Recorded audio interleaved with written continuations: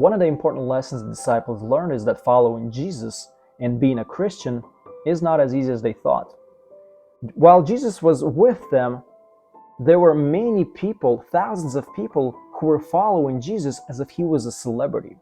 It was cool to sit in the front row, get his autograph, and maybe get a selfie with him. But after his death, resurrection, and ascension, the number of followers decreased to a very small number. So it was no longer popular to be a Christian. But while Jesus was still with them, he warned them that it is going to happen, so don't be surprised. He said, "Enter by the narrow gate, for wide is the gate, and broad is the way that leads to destruction. And there are many who go in by it. Because narrow is the gate, and difficult is the way which leads to life, and there are few who find it." Jesus warned his disciples that the way to life is going to be difficult, and most people, including Christians, are going to choose to enter through the wide gate, persuading themselves and thinking that that is the way to life. But instead, Jesus says that there's only few people who enter through the narrow gate and get on the narrow path, which is actually the way to life.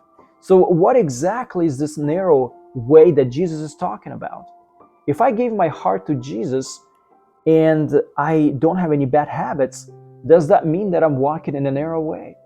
Or if I look and dress appropriately, does that qualify me as walking in a narrow path? Giving your life to Christ and getting rid of those sinful habits, no doubt, is what must happen when you give your life to Jesus. And your outward appearance is a result of your inner transformation. It is who you are on the inside. But following in the footsteps of Jesus means more than just giving your life to Christ. It means making difficult decisions and doing some difficult things as a Christian. One of them is walking on a narrow path means living by faith. At one point, someone told Jesus, "Lord, I will follow you wherever you go."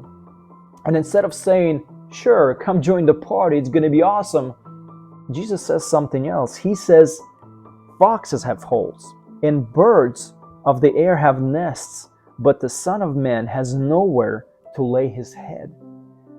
Jesus did not mean that to follow him means that you're going to be homeless or you're going to be poor. By his response, he implies that there are going to be times of uncertainty in your life where you're going to have to make some difficult decisions.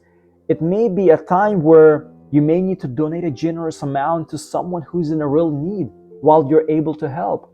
Or it may be a time of trial where you need to show who you really are on the inside as opposed to who you may appear to be on the outside.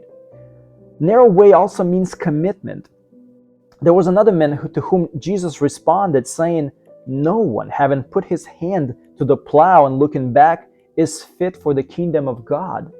Unless you're a farmer, you may not know that when a farmer is plowing, he must have his eyes fixed on what he's doing to make sure that he will plow straight furrows and not hit a rock or something that may be in the way.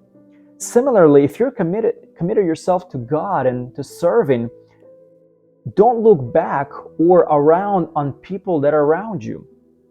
And don't have second thoughts about not having what they have or not doing what they're doing.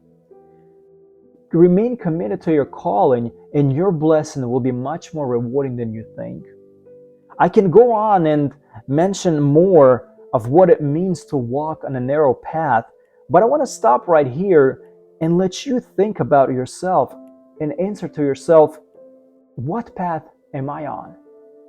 Consider your level of commitment and you be the judge. Are you putting into practice what you know, or are you choosing an easy way without any commitments and practicing your faith? There's a great promise to those who commit to the narrow path. Jesus says, "I will never leave you nor forsake you." After his resurrection, Jesus also promised that he would be with his followers always and forever, even to the end of the age. So let's think about it, what it means to walk in a narrow way. And may God bless you.